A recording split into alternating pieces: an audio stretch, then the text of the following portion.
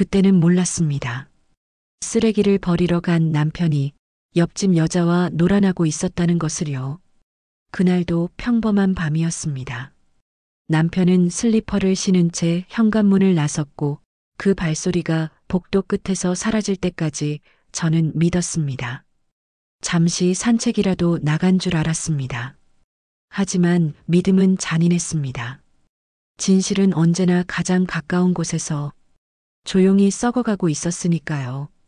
저희 아파트 복도는 언제나 조용했습니다. 아침 8시 30분이면 저는 어김없이 현관문을 열었습니다. 신문을 가지러 나가는 길에 옆집 문도 함께 열리곤 했습니다. 언니 안녕하세요. 오윤미 씨였습니다. 긴 생머리를 어깨 위로 가지런히 늘어뜨린 그녀는 언제나 단정했습니다. 연한 베이지색 가디건에 청바지, 그리고 은은한 자몽향이 복도를 채웠습니다. 40대 후반이라고는 믿기 힘들 정도로 피부가 매끄러웠고 웃을 때면 눈꼬리가 살짝 처져 순해 보였습니다. 윤미 씨, 오늘도 일찍 나가시네요. 저는 미소를 지으며 인사를 받았습니다. 네, 언니. 요즘 회사 일이 좀 많아서요. 아, 맞다. 어제 고등어 조림 만들었는데 언니 드시라고 좀 담아뒀어요. 저녁에 가져다 드릴게요. 어머, 고마워요. 윤미 씨는 언제나 이렇게 챙겨주시고 저는 진심으로 고마웠습니다. 혼자 사는 여자가 쉽지 않을 텐데 이렇게 이웃에게 신경을 써주다니 참 착한 사람이라고 생각했습니다. 그때 저희 집 문이 다시 열렸습니다.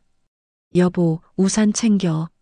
남편 윤태수 씨가 우산을 들고 나왔습니다. 50대 후반의 평범한 직장인. 검은색 정장 차림에 서류 가방을 든 그는 저와 30년을 함께한 사람이었습니다. 아, 윤미 씨도 나가시는구나. 인사성도 좋고 참 좋은 이웃이네요. 윤태수 씨가 윤미 씨를 보며 웃었습니다. 저는 그 웃음이 그저 예의라고 생각했습니다. 이웃끼리 나누는 평범한 인사, 그 이상도 그 이하도 아니라고요. 감사합니다, 윤 선생님. 저야말로 좋은 이웃 만나서 행복해요. 윤미 씨가 고개를 살짝 숙이며 웃었습니다. 그 웃음 속에 무언가 다른 것이 숨어 있다는 걸 저는 그때 몰랐습니다. 세 사람은 함께 엘리베이터를 탔습니다. 좁은 공간 안에서 은은한 향수 냄새가 섞였습니다. 저는 그날따라 그 향기가 유난히 진하게 느껴졌습니다. 윤미 씨의 향수였습니다. 자몽과 백합이 섞인 달콤하면서도 청량한 그 냄새. 엘리베이터가 1층에 도착했습니다. 언니, 오늘 저녁에 반찬 가져다 드릴게요. 윤미 씨가 손을 흔들며 먼저 나갔습니다. 저는 남편과 함께 로비로 걸어 나왔습니다. 그날 아침은 화창했습니다. 가을 햇살이 따사로웠고 바람은 시원했습니다. 윤미 씨 참 착하지? 제가 남편에게 물었습니다. 그러게. 혼자 사는 여자가 저렇게 이웃 챙기기 쉽지 않은데 남편의 대답은 무심했습니다. 저는 그 무심함을 믿었습니다. 그날 저녁 윤미 씨가 약속대로 반찬을 가져왔습니다. 투명한 유리 용기 안에 고등어 조림이 담겨 있었습니다. 간장 양념이 윤기 있게 빛났고 무와 감자가 보기 좋게 썰려 있었습니다. 윤미 씨, 이렇게까지 해주시면 제가 미안하죠. 에이, 언니. 이런 거라도 해드려야 제가 외롭지 않잖아요. 저 혼자 먹기엔 너무 많이 만들어서요. 윤미 씨는 환하게 웃었습니다. 저는 그 웃음이 진심이라고 믿었습니다. 들어가서 차라도 한잔 하실래요? 아니에요, 언니. 오늘은 피곤해서 일찍 쉬려고요.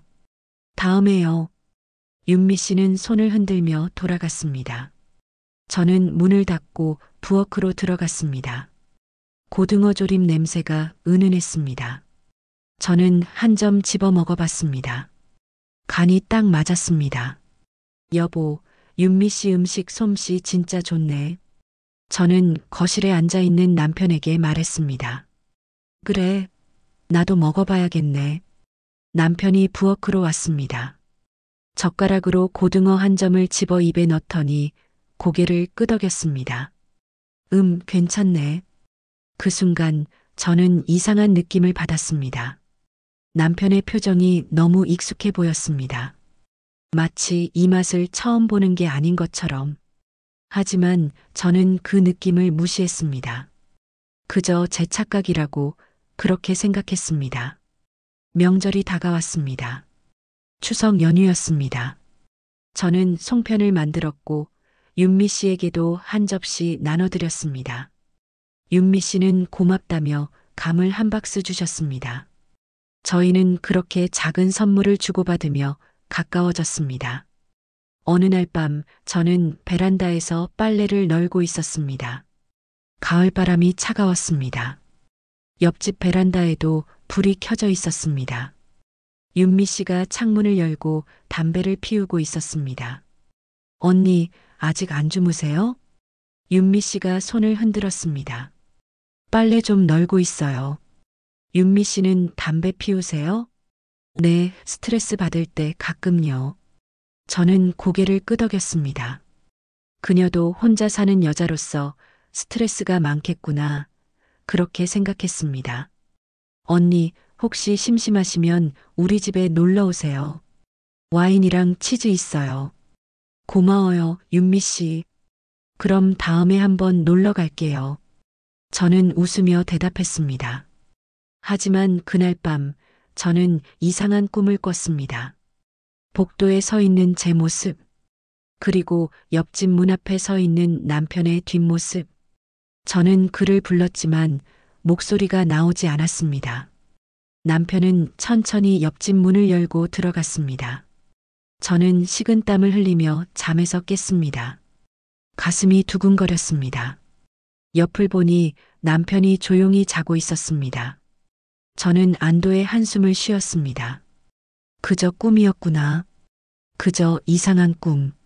하지만 그날 이후 저는 알 수 없는 불안감을 느끼기 시작했습니다. 설명할 수 없는 감정. 마치 누군가 제 삶을 들여다보고 있는 듯한 그런 느낌이었습니다. 어느 날 아침 저는 현관문을 열다가 문득 멈췄습니다. 복도에 윤미 씨의 향수 냄새가 짙게 남아 있었습니다. 새벽 5시였습니다. 이렇게 이른 시간에 윤미 씨가 외출할 리 없었습니다. 저는 고개를 가웃거렸습니다. 그리고 그날 밤 제 인생은 완전히 달라지기 시작했습니다. 그날 저녁 남편이 평소보다 늦게 퇴근했습니다. 시계는 밤 10시를 가리키고 있었습니다.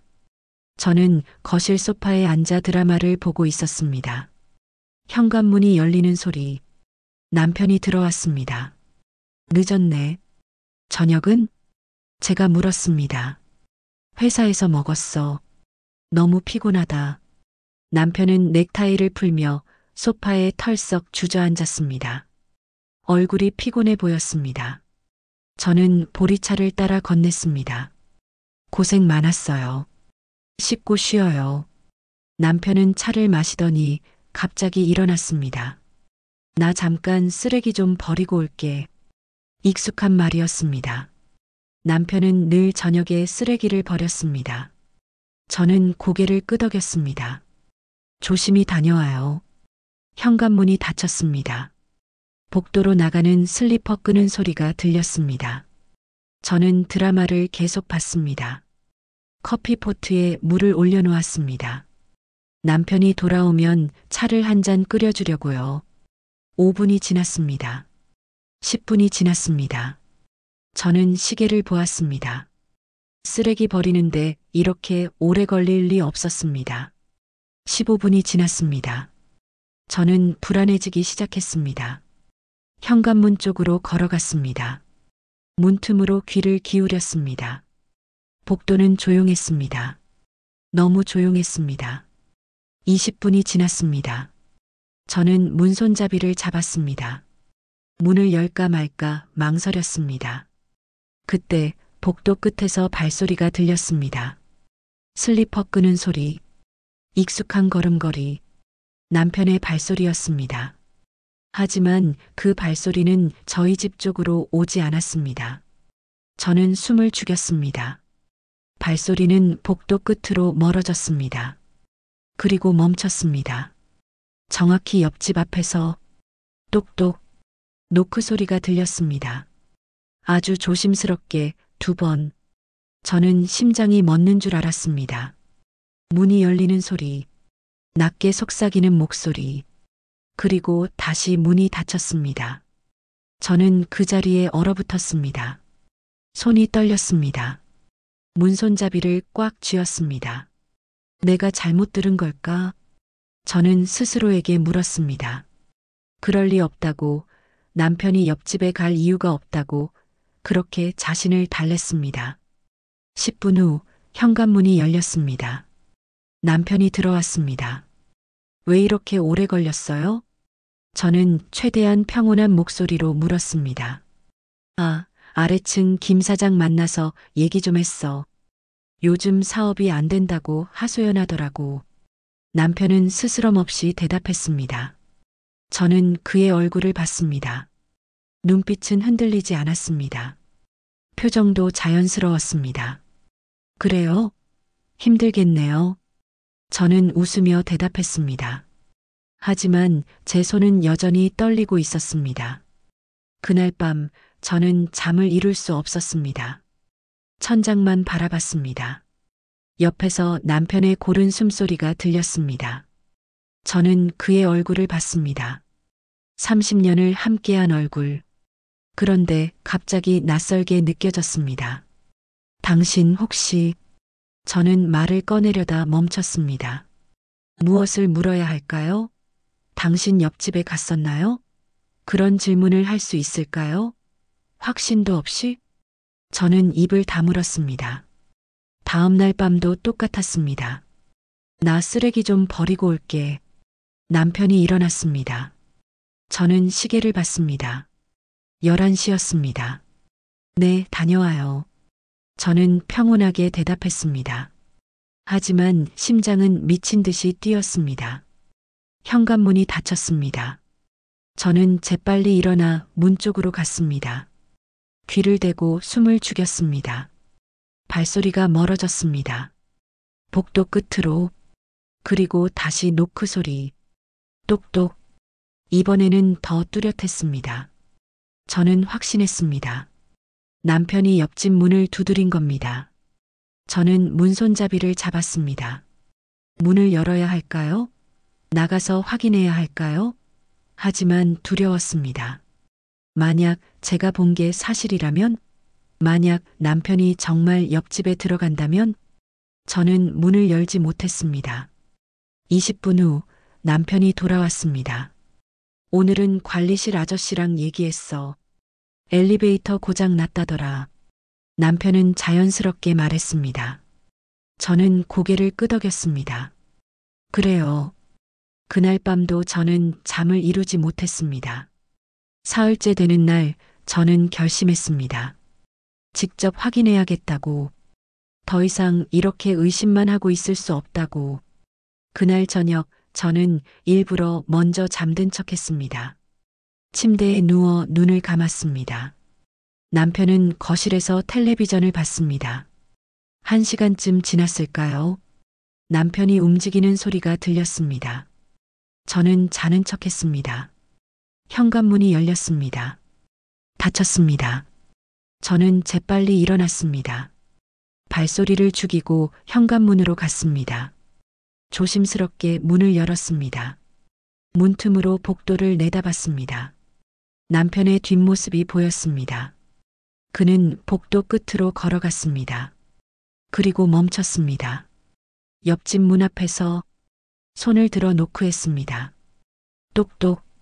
문이 열렸습니다. 희미한 불빛이 새어나왔습니다. 그리고 여자의 실루엣. 긴 생머리가 어깨에 흘러내렸습니다. 윤미 씨였습니다. 남편이 안으로 들어갔습니다. 문이 닫혔습니다. 저는 그 자리에 무너져 내렸습니다. 무릎이 풀렸습니다. 숨이 막혔습니다. 손으로 입을 막았습니다. 비명이 터져 나올 것 같았습니다. 아니야, 아니야. 저는 고개를 저었습니다. 하지만 현실이었습니다. 제가 본 게 현실이었습니다. 저는 비틀거리며 집 안으로 들어왔습니다. 소파에 쓰러졌습니다. 눈물이 흘렀습니다. 소리 없이, 한없이 30분쯤 지났을까요? 현관문이 열렸습니다. 남편이 들어왔습니다. 아직 안 자고 있었어? 남편이 놀란 듯 물었습니다. 화장실 갔다가 목말라서 물 마시려고요. 저는 거짓말을 했습니다. 목소리가 떨렸습니다. 그래, 어서 자. 내일 일찍 일어나야지. 남편은 침실로 들어갔습니다. 저는 거실에 혼자 남았습니다. 그날 밤 저는 소파에서 울었습니다. 소리 없이, 끝없이 제 30년이 무너지는 소리를 들으며 다음 날 아침 저는 평소처럼 일어났습니다. 거울을 봤습니다. 눈이 퉁퉁 부어 있었습니다. 찬물로 세수를 했습니다. 화장을 진하게 했습니다. 부은 눈을 가리기 위해서였습니다. 남편은 식탁에 앉아 신문을 보고 있었습니다. 아침 차려줄게요. 저는 평온한 목소리로 말했습니다. 응, 고마워. 남편은 신문에서 눈을 떼지 않았습니다. 저는 부엌으로 들어가 계란을 삶았습니다. 김치찌개를 끓였습니다. 밥을 퍼담았습니다. 모든 게 기계적이었습니다. 손은 움직였지만 머리는 멍했습니다. 어젯밤 본 그 장면이 계속 떠올랐습니다. 남편이 옆집 문을 두드리는 모습, 윤미 씨가 문을 여는 모습, 밥 먹어요. 저는 식탁에 음식을 차렸습니다. 남편이 젓가락을 들었습니다. 오늘 회사에서 회식이 있어서 늦을 것 같아. 남편이 무심하게 말했습니다. 그래요? 알겠어요. 저는 웃으며 대답했습니다. 하지만 속으로는 의심이 커졌습니다. 정말 회식일까요? 아니면 또 옆집에 가려는 걸까요? 아침 식사를 마치고 남편이 출근했습니다. 저는 설거지를 하다가 창밖을 봤습니다. 아파트 단지가 평화로워 보였습니다. 아이들이 학교에 가고 어른들이 출근하는 평범한 아침. 하지만 제 마음은 평화롭지 않았습니다. 초인종이 울렸습니다. 저는 인터폰을 확인했습니다. 윤미 씨였습니다. 제 심장이 쿵 내려앉았습니다. 어떻게 대해야 할까요? 모른 척해야 할까요? 아니면 따져 물어야 할까요? 저는 심호흡을 했습니다. 문을 열었습니다. 언니, 안녕하세요. 윤미 씨가 환하게 웃었습니다. 손에는 반찬통이 들려 있었습니다. 어제 닭볶음탕 만들었는데 너무 많이 만들었어요. 언니 드시라고 가져왔어요. 그녀는 여전히 다정했습니다. 긴 생머리가 가지런했고 미소가 밝았습니다. 어젯밤 제 남편을 집으로 들인 그 여자가 지금 제 앞에서 웃고 있었습니다. 고마워요. 저는 억지로 웃었습니다. 반찬통을 받았습니다. 언니, 요즘 얼굴이 안 좋아요. 무슨 일 있으세요? 윤미 씨가 걱정스러운 표정을 지었습니다. 저는 순간 말문이 막혔습니다. 아, 아니에요. 그냥 요즘 잠을 못 자서. 왜요? 편찮으세요? 남편이 요즘 자꾸 늦네요. 쓰레기 버리러 나갔다가 한참씩 안 와서 걱정돼서요. 저는 조심스럽게 말했습니다. 윤미 씨의 반응을 살폈습니다. 그녀의 눈빛이 순간 흔들렸습니다. 아주 잠깐, 찰나의 순간. 하지만 저는 놓치지 않았습니다. 아, 그래요? 남자들이 그래요. 혼자 생각 정리도 하고 싶고 그럴 때 있잖아요. 너무 걱정 마세요, 언니. 윤미 씨는 금세 미소를 되찾았습니다. 하지만 그 미소 속에 묘한 안도감이 스쳤습니다. 마치 제가 아직 진실을 모른다는 것에 안심하는 듯한. 그렇겠죠. 저는 고개를 끄덕였습니다. 언니, 저 들어가 볼게요. 오늘 회사 일찍 가야 해서요. 그래요. 조심히 다녀와요. 문을 닫았습니다. 저는 반찬통을 식탁에 내려놓았습니다. 뚜껑을 열지 않았습니다. 그냥 바라만 봤습니다. 이 음식을 제 남편도 먹었을까요? 저보다 먼저? 저는 온몸에 소름이 돋았습니다. 며칠이 지났습니다. 저는 매일 밤 남편을 지켜봤습니다. 그는 어김없이 쓰레기 버리러 간다며 나갔고 30분쯤 후에 돌아왔습니다. 저는 문틈으로 지켜봤습니다. 남편은 매번 옆집 문을 두드렸고 윤미 씨는 문을 열어줬습니다. 제 가슴은 매번 찢어졌습니다. 어느 날 밤 저는 베란다에 서 있었습니다. 담배를 피웠습니다. 저는 원래 담배를 피우지 않았습니다. 하지만 요즘은 달랐습니다. 담배 연기가 폐를 채우면 잠시나마 아픔을 잊을 수 있었습니다. 옆집 베란다에도 불이 켜졌습니다. 커튼이 살짝 걷혔습니다. 두 사람의 실루엣이 보였습니다. 남편과 윤미 씨였습니다. 저는 숨을 죽였습니다. 커튼 너머로 그들이 보였습니다. 가까이 서 있었습니다. 너무 가까이. 그리고 남편이 그녀의 어깨에 손을 올렸습니다. 저는 담배를 떨어뜨렸습니다. 바닥에서 불꽃이 튀었습니다. 저는 발로 밟아 껐습니다.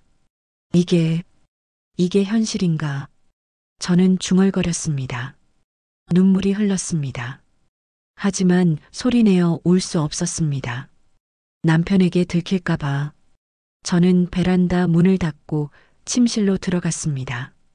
이불을 뒤집어 썼습니다. 베개를 입에 대고 울었습니다. 다음 날 아침 남편에게 물었습니다. 여보, 어젯밤에 어디 갔었어요? 응? 아니, 집에 있었는데. 남편은 태연하게 거짓말을 했습니다. 정말요? 저 잠깐 깼었는데 안 보이더라고요. 아, 맞다. 새벽에 화장실 갔다 왔어. 잠깐 베란다에서 바람 쐬었고 남편의 거짓말은 자연스러웠습니다. 저는 그 자연스러움이 더 무서웠습니다. 얼마나 많은 거짓말을 해왔기에 이렇게 능숙한 걸까요? 그랬구나. 저는 더 이상 묻지 않았습니다. 그날 오후 저는 베란다에 나가 빨래를 널었습니다. 옆집 베란다를 흘끔 봤습니다. 윤미 씨도 빨래를 널고 있었습니다. 우리 눈이 마주쳤습니다. 윤미 씨가 환하게 웃었습니다. 언니, 날씨 좋죠? 네, 좋네요. 저는 억지로 웃었습니다. 하지만 속으로는 분노가 치밀었습니다. 어떻게 저렇게 태어날 수 있지? 어떻게 제 남편을 빼앗고도 저렇게 웃을 수 있지? 빨래를 다 널고 안으로 들어왔습니다. 거울을 봤습니다.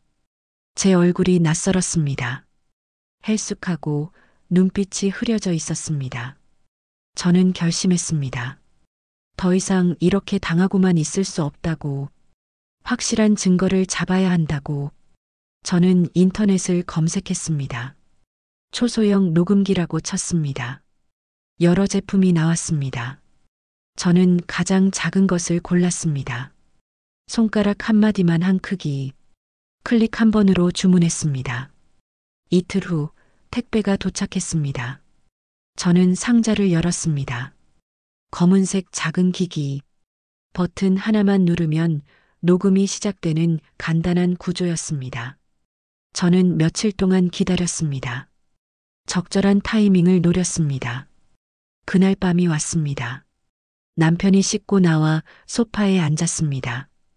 평소처럼 텔레비전을 켰습니다. 여보, 내일 오전에 병원 가야 해서 일찍 나갈게요. 저는 평온하게 말했습니다. 아, 어디 아파? 아니에요. 정기 검진이요. 그래, 조심히 다녀와. 남편은 무심하게 대답했습니다. 1시간쯤 지나서 남편이 일어났습니다.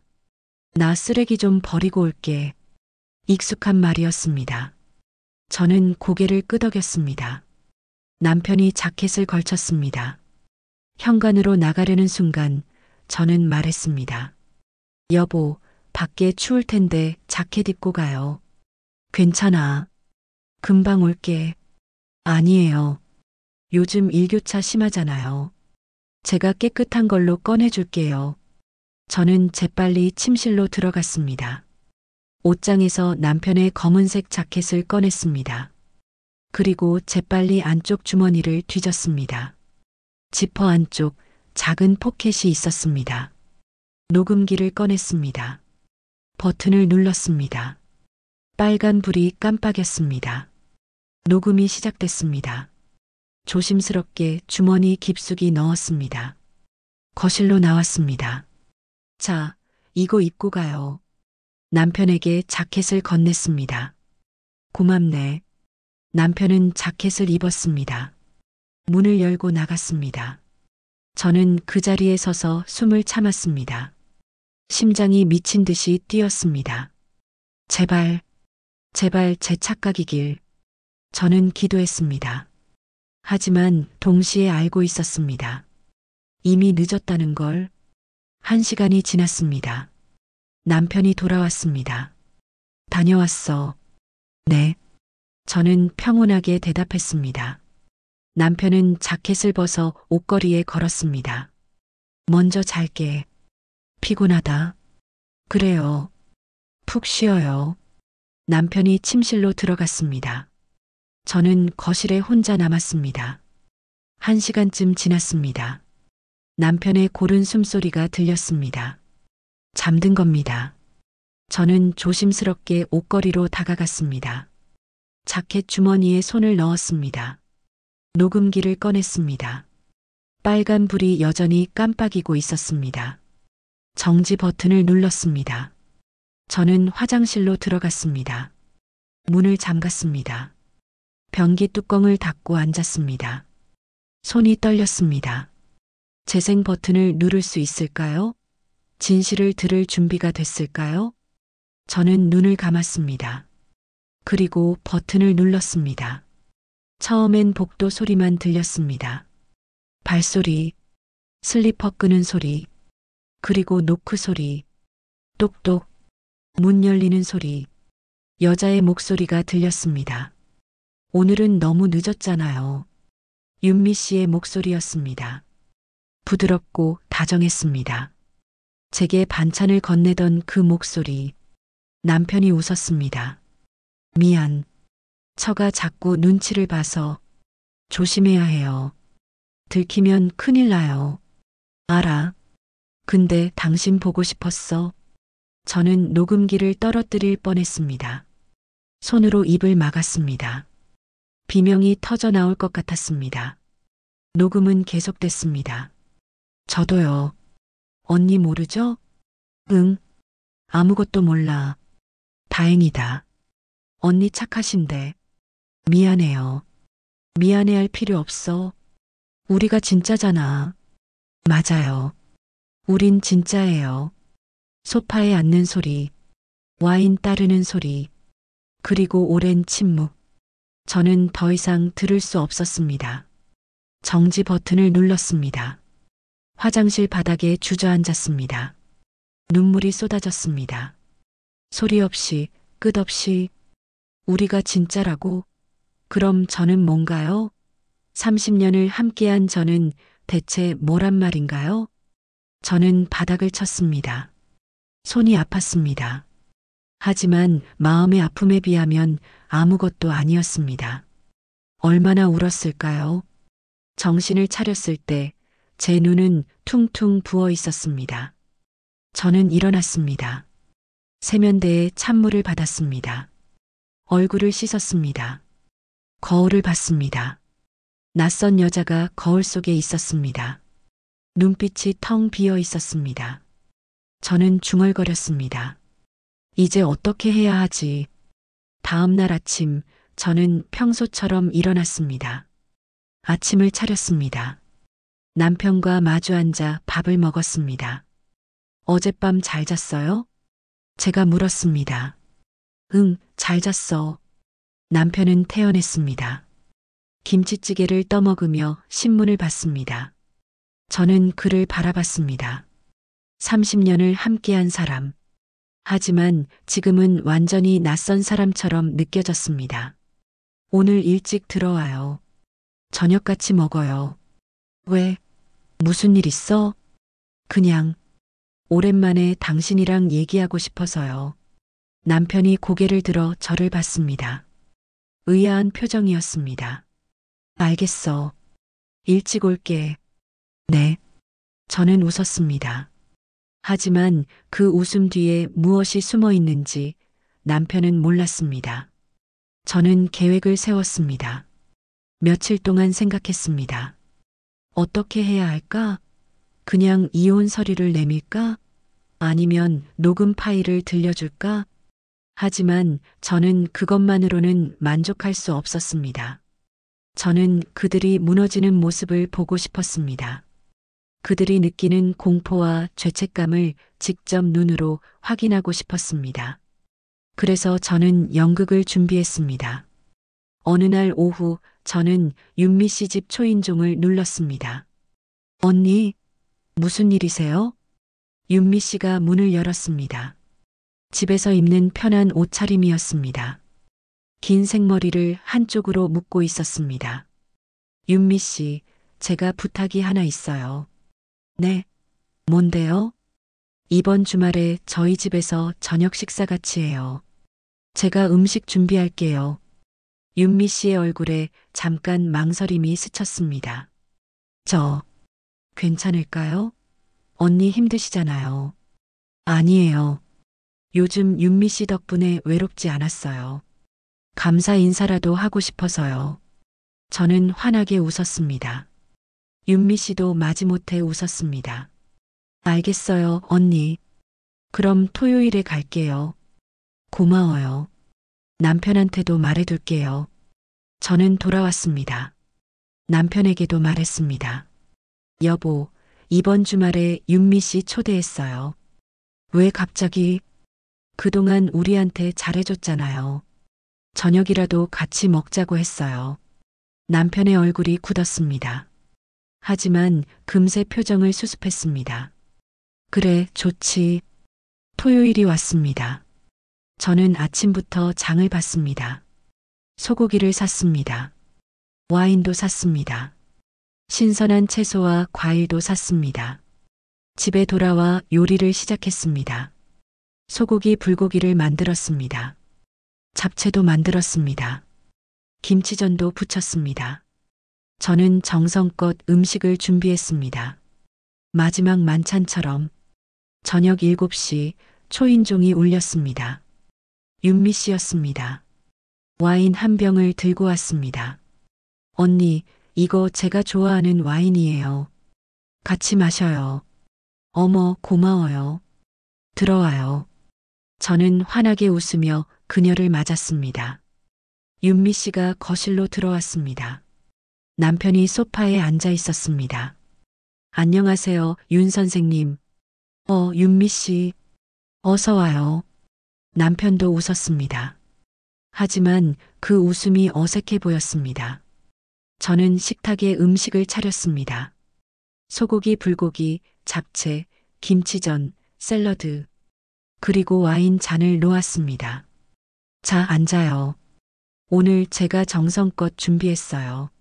세 사람이 식탁에 앉았습니다. 저는 와인을 따랐습니다.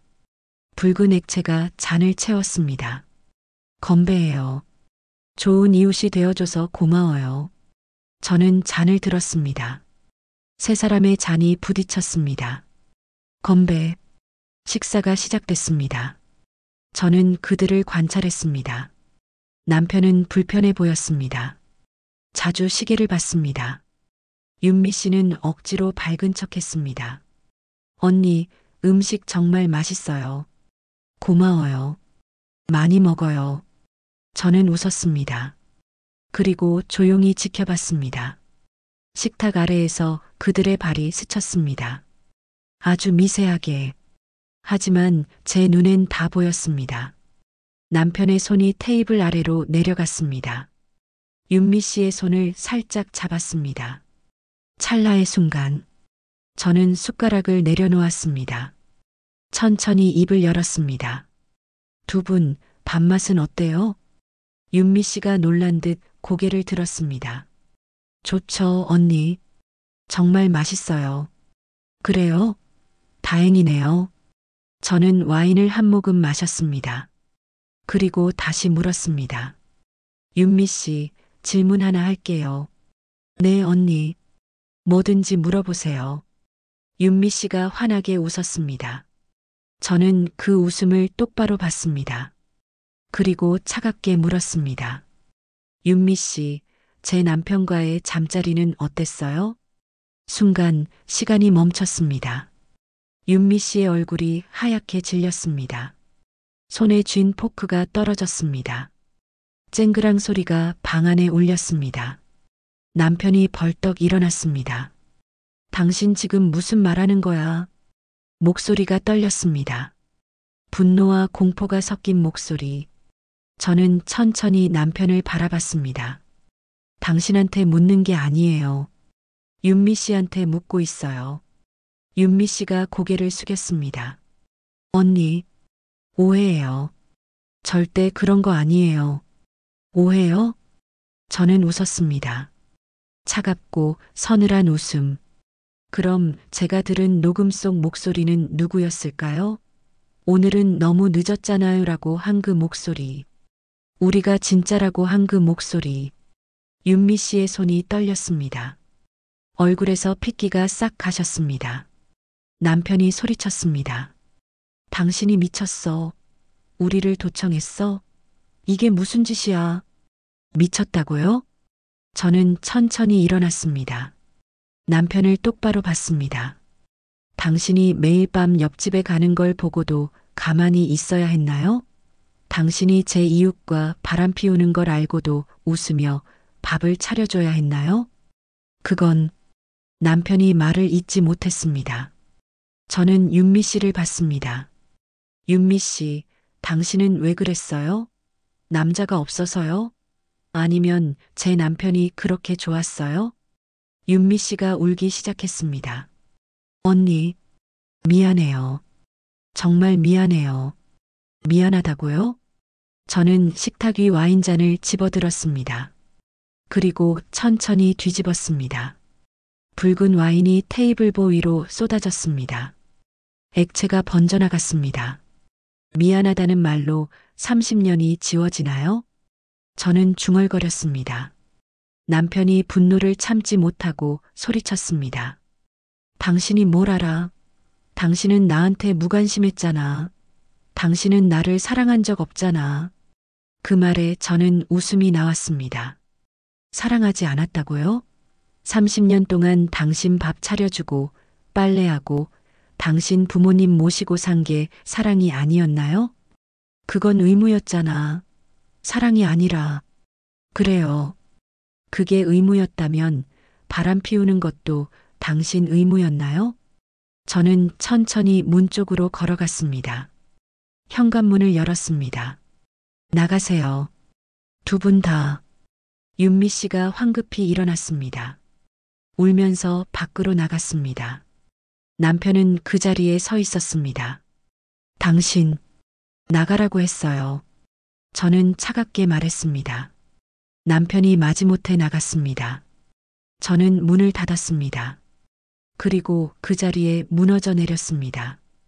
다음 날 아침 남편은 집에 들어오지 않았습니다. 저는 혼자 아침을 먹었습니다. 어젯밤 쏟아진 와인 자국이 아직 식탁에 남아 있었습니다. 저는 그것을 닦지 않았습니다. 그냥 뒀습니다.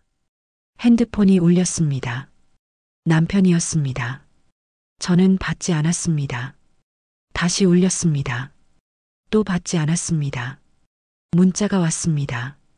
우리 얘기 좀 하자. 저는 답장하지 않았습니다. 1시간 후 초인종이 울렸습니다.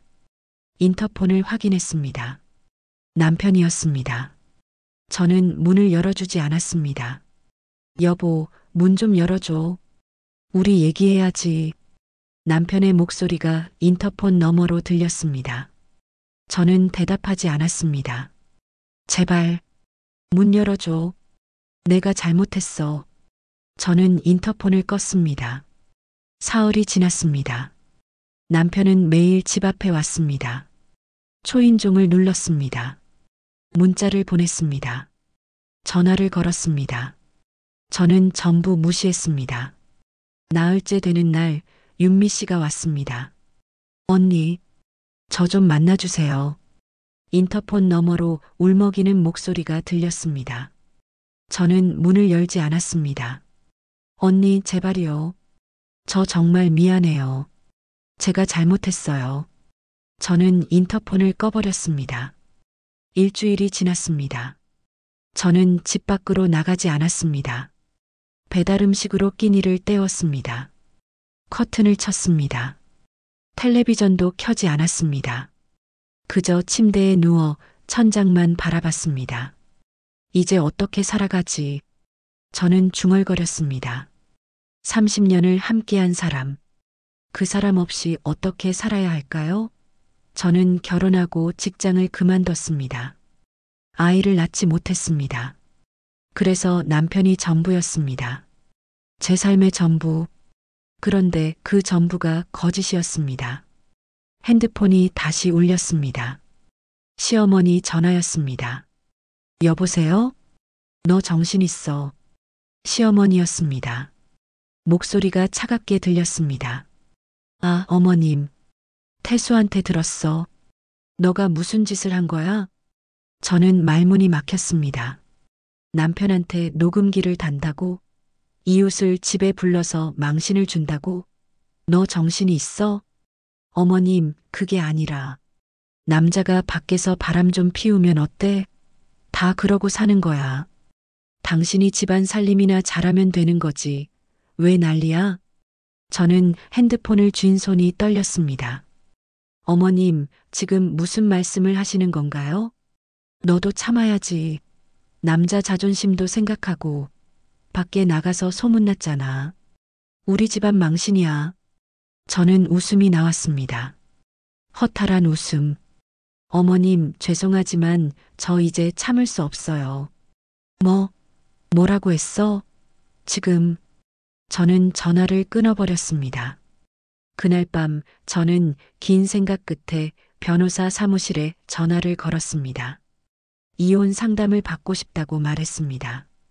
네, 내일 오전 10시에 오세요.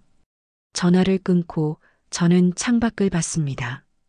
밤하늘에 별이 총총했습니다. 예쁘게 빛나고 있었습니다. 나도 다시 빛날 수 있을까? 저는 중얼거렸습니다. 이틀 후 저는 변호사를 만났습니다. 녹음 파일을 들려줬습니다. 변호사는 고개를 끄덕이며 들었습니다. 충분한 증거입니다. 위자료 청구도 가능하고요. 얼마나 걸릴까요? 빠르면 석 달, 길면 6개월 정도 예상됩니다.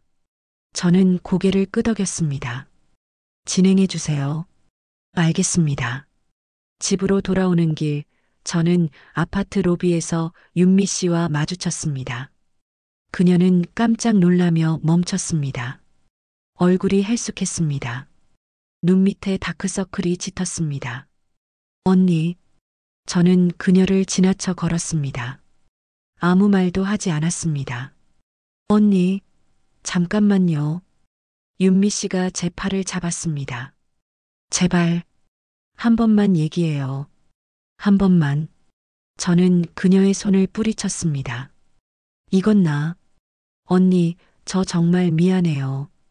제가 정말 잘못했어요. 용서해 주세요. 용서요? 저는 차갑게 웃었습니다. 윤미 씨, 당신이 빼앗은 게 뭔지 알아요? 제 30년이에요. 제 인생 전부였어요. 저도 외로웠어요. 혼자 사는 게 너무 힘들었어요. 그래서 남의 남편을 빼앗아요? 그게 당신 변명이에요? 윤미 씨가 울기 시작했습니다. 미안해요. 정말 미안해요. 저는 더 이상 그녀를 보고 싶지 않았습니다. 엘리베이터를 탔습니다. 문이 닫혔습니다. 집에 들어와 소파에 앉았습니다. 창밖을 봤습니다. 해가 지고 있었습니다. 붉은 노을이 하늘을 물들였습니다. 이제 끝이구나. 저는 중얼거렸습니다. 그날 밤 남편에게서 문자가 왔습니다. 이혼 변호사 선임했다며 정말 끝까지 가려고? 저는 답장했습니다. 네. 서류 받으면 서명해 주세요. 잠시 후 답장이 왔습니다. 당신이 후회할 거야. 저는 핸드폰을 내려놨습니다. 후회하는 건 당신이겠죠. 사흘 후 남편이 집 앞에 다시 나타났습니다. 이번엔 큰 목소리로 소리쳤습니다. 당신 정말 이러려고? 30년을 이렇게 끝내려고? 저는 인터폰 너머로 차갑게 대답했습니다. 당신이 먼저 끝냈잖아요. 옆집 여자 품에 안겼을 때 내가 잘못했어. 다시 시작하자. 제발. 이제 늦었어요. 늦지 않았어. 우리 다시. 저는 인터폰을 껐습니다. 복도에서 남편의 목소리가 들렸습니다. 고함을 지르고 문을 두드렸습니다. 하지만 저는 문을 열지 않았습니다. 1시간쯤 지나서 조용해졌습니다. 남편이 떠난 겁니다. 저는 창문으로 내려다봤습니다. 아파트 입구에서 남편이 고개를 숙이고 걸어가는 모습이 보였습니다. 어깨가 축 처져 있었습니다. 저는 가슴 한쪽이 아팠습니다.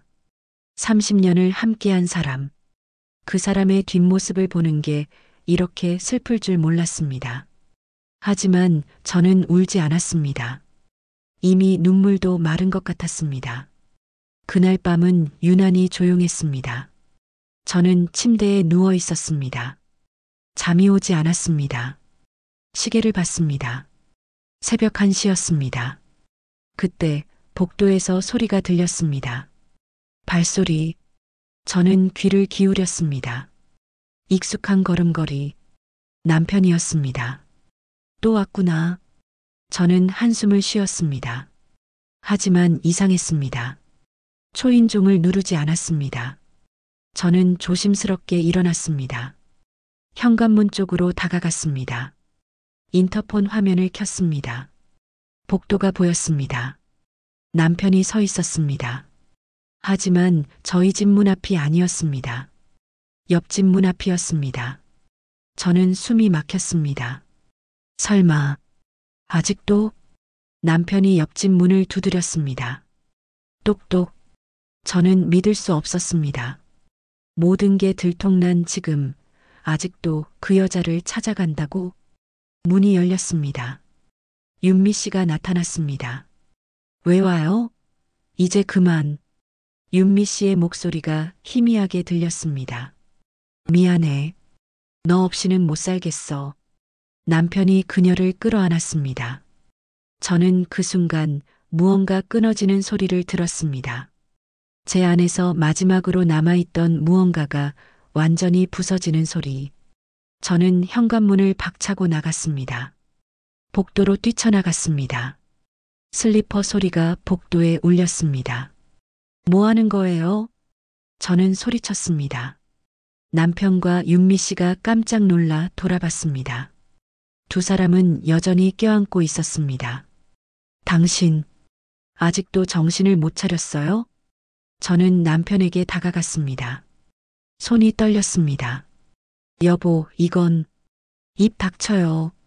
저는 처음으로 남편에게 소리를 질렀습니다. 평생 한 번도 목소리를 높인 적 없었는데 그날 밤은 달랐습니다. 이혼 서류 받고도 아직도 이 여자한테 가요? 아직도 정신 못 차려요? 당신이 날 이해 못해. 당신은 이해요? 30년 동안 당신 뒷바라지한 제가 뭘 이해 못한다는 거예요?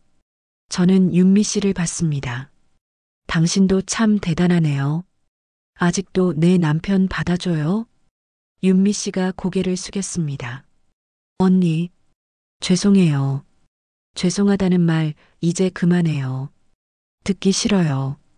저는 옆집 문을 밀었습니다. 문이 활짝 열렸습니다. 안이 보였습니다. 거실 소파에 남편의 옷이 걸쳐져 있었습니다. 식탁 위에는 와인잔 2개, 그리고 벽에 걸린 사진, 남편과 윤미 씨가 함께 찍은 사진. 저는 안으로 들어갔습니다. 언니, 들어오지 마세요. 윤미 씨가 황급히 저를 막으려 했습니다. 하지만 저는 그녀를 밀쳤습니다. 거실을 둘러봤습니다. 구석구석 제 남편의 흔적이 있었습니다. 그의 슬리퍼, 면도기, 심지어 옷장에는 그의 셔츠까지. 여기가 당신의 또 다른 집이었구나. 저는 중얼거렸습니다. 침실 문을 열었습니다. 침대가 보였습니다. 베개가 2개, 이불이 어질러져 있었습니다. 저는 그 광경을 보며 웃었습니다. 허탈한 웃음이 터져 나왔습니다. 얼마나 됐어요? 제가 물었습니다. 뭐가? 얼마나 이러고 지냈냐고요? 저는 소리쳤습니다. 남편이 입을 열지 못했습니다. 윤미 씨가 떨리는 목소리로 대답했습니다. 1년요. 1년? 저는 비틀거렸습니다. 벽에 기댔습니다. 1년 동안 매일 밤 문 하나 사이에서 이러고 놀았다는 거예요? 미안해. 남편이 중얼거렸습니다. 저는 그에게 다가갔습니다. 얼굴을 똑바로 봤습니다. 당신 후회할 거예요. 반드시. 당신, 지금부터 2분이 여기서 행복하게 사세요. 저는 이제 상관없으니까. 저는 돌아섰습니다. 복도로 나왔습니다. 옆집 문 앞에 섰습니다. 그리고 저희 집 현관문을 봤습니다. 겨우 5m 거리, 문 하나 사이. 그 짧은 거리에서 1년 동안 이런 일이 벌어지고 있었습니다. 저는 집으로 들어갔습니다. 문을 닫았습니다. 잠갔습니다. 바닥에 주저앉았습니다. 숨이 막혔습니다. 가슴이 찢어질 것 같았습니다. 왜 나한테 이래요? 저는 울부짖었습니다. 소리내어 끝없이. 평생 참고 살았습니다. 시어머니한테도, 시댁 식구들한테도, 남편한테도 늘 웃으며 살았습니다. 불평 한마디 안 했습니다. 그런데 이게 제가 받을 대가인가요? 저는 울고 또 울었습니다. 목이 쉴 때까지. 새벽이 밝아왔습니다. 저는 거울을 봤습니다. 눈이 퉁퉁 부어 있었습니다. 얼굴이 창백했습니다. 하지만 이상하게도 마음은 조금 가벼워진 것 같았습니다. 모든 걸 봤으니까요. 더 이상 의심하지 않아도 되니까요. 저는 핸드폰을 들었습니다. 변호사에게 문자를 보냈습니다. 빨리 진행해 주세요. 최대한 빨리요. 몇 분 후 답장이 왔습니다. 알겠습니다. 이번 주 안에 서류 보내드리겠습니다. 저는 핸드폰을 내려놨습니다. 이제 정말 끝이구나. 창밖을 봤습니다. 해가 떠오르고 있었습니다. 새로운 하루가 시작되고 있었습니다. 저에게도 새로운 시작이 있을까요? 한 달이 지났습니다. 이혼 서류가 왔습니다. 남편이 서명했습니다. 위자료도 책정됐습니다. 생각보다 많은 금액이었습니다. 변호사가 말했습니다. 남편분이 다툼 없이 합의하셨습니다. 빠르게 정리되겠습니다. 고맙습니다. 저는 서류에 도장을 찍었습니다. 30년의 결혼 생활이 종이 한 장으로 끝났습니다. 집으로 돌아오는 길, 저는 아파트 단지를 둘러봤습니다. 평화로운 오후였습니다. 아이들이 놀이터에서 놀고 있었습니다. 어른들은 벤치에 앉아 수다를 떨었습니다. 저는 그들을 보며 생각했습니다. 저 사람들도 각자의 비밀이 있을까? 저처럼 아픈 사람이 또 있을까? 그리고는 집으로 향했고 현관문을 열려는 순간, 그때 옆집 문이 열렸습니다. 윤미 씨가 나왔습니다. 짐을 들고 있었습니다. 이사 가는 모양이었습니다. 우리 눈이 마주쳤습니다. 윤미 씨가 입을 열었습니다. 언니, 저는 아무 말도 하지 않았습니다. 그냥 지나쳐 걸었습니다. 언니, 잠깐만요. 윤미 씨가 다가왔습니다. 저는 멈춰 섰습니다. 제가 이사 가요. 이 동네 못 살겠어요. 사람들 눈총이 너무 심해서 저는 그녀를 봤습니다. 얼굴이 많이 상해 있었습니다. 살도 많이 빠진 것 같았습니다. 윤 선생님이랑도 끝났어요. 언니한테 너무 미안해서 더 이상 만날 수 없었어요. 그래요. 저는 짧게 대답했습니다. 언니 정말 죄송해요. 평생 후회하며 살게요. 그러세요. 저는 더 이상 할 말이 없었습니다. 집으로 들어갔습니다. 문을 닫았습니다. 창문으로 내다봤습니다. 윤미 씨가 이삿짐을 싣고 있었습니다. 혼자서 남편은 보이지 않았습니다. 저는 커튼을 쳤습니다. 다음 날 옆집 문 앞을 지나갔습니다. 텅 비어 있었습니다. 윤미 씨는 떠났습니다. 저는 그 빈 문을 한동안 바라봤습니다. 저 문 너머에서 1년 동안 제 남편이 있었습니다. 문 하나 사이, 겨우 몇 미터 거리, 저희 집 문을 열었습니다. 안으로 들어갔습니다. 문을 닫았습니다. 집 안은 조용했습니다. 남편이 없으니 너무 조용했습니다. 하지만 이상하게도 편안했습니다. 저는 소파에 앉아 창밖을 봤습니다. 해가 지고 있었습니다. 노을이 아름다웠습니다. 핸드폰이 울렸습니다. 남편이었습니다. 저는 받지 않았습니다. 문자가 왔습니다. 윤미가 떠났어. 나도 혼자야. 우리 다시 생각해보자. 저는 답장하지 않았습니다. 그냥 지웠습니다. 또 문자가 왔습니다. 당신 없이는 못 살겠어. 제발. 저는 번호를 차단했습니다. 며칠 후 새 이사가 왔습니다. 젊은 부부였습니다. 아이가 하나 있었습니다. 저는 인사를 했습니다. 안녕하세요. 옆집에 사는 한정이라고 해요. 아, 안녕하세요. 잘 부탁드립니다. 그들은 밝게 웃었습니다. 저도 웃었습니다.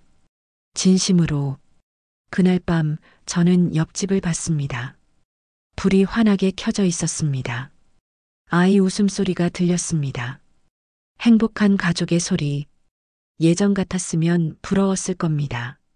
저에겐 없는 것이니까요. 하지만 지금은 다릅니다.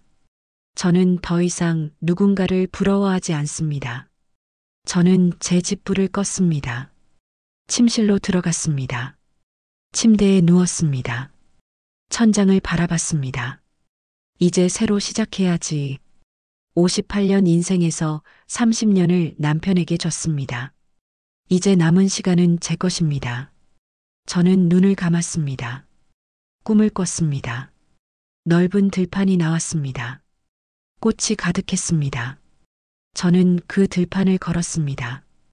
혼자서. 하지만 외롭지 않았습니다. 바람이 불었습니다. 머리카락이 흩날렸습니다. 저는 웃었습니다. 다음 날 아침 저는 일찍 일어났습니다. 오랜만에 화장을 진하게 했습니다. 예쁜 옷을 입었습니다. 밖으로 나갔습니다. 복도를 지나며 옆집 문을 봤습니다. 지금 옆집에는 이전과 다른 따뜻한 공기가 흘러나왔습니다. 그리고 밖은 화창했습니다. 저는 걸었습니다. 앞을 보며 멈추지 않고 뒤돌아보지 않았습니다. 문 하나 사이에서 일어난 배신의 이야기는 이렇게 끝났습니다. 하지만 저의 이야기는 이제 막 시작입니다. 저 한정희의 새로운 삶이요. 6개월 후 저는 작은 꽃집을 열었습니다. 위자료로 받은 돈으로 시작했습니다. 평생 한 번쯤 해보고 싶던 일이었습니다. 가게 이름은 은방울 꽃집입니다. 하얀 종 모양의 작은 꽃들이 바람에 흔들릴 때마다 마음이 편안해집니다. 꽃말은 다시 찾은 행복이라고 합니다. 이제야 그 말이 무슨 뜻인지 알 것 같습니다.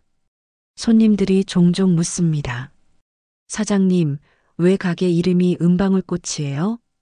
저는 웃으며 대답합니다. 그 꽃은 아주 조용히 피어나요. 누가 알아주지 않아도 자신만의 계절에 향기를 내죠. 오늘도 손님이 들어옵니다. 문 위에 종이 맑게 울리고 커피 향이 가게 안을 채웁니다. 저는 환하게 웃으며 말합니다. 어서 오세요. 가끔은 옛날 생각이 납니다. 남편과 함께했던 30년 그리고 그 복도의 불빛.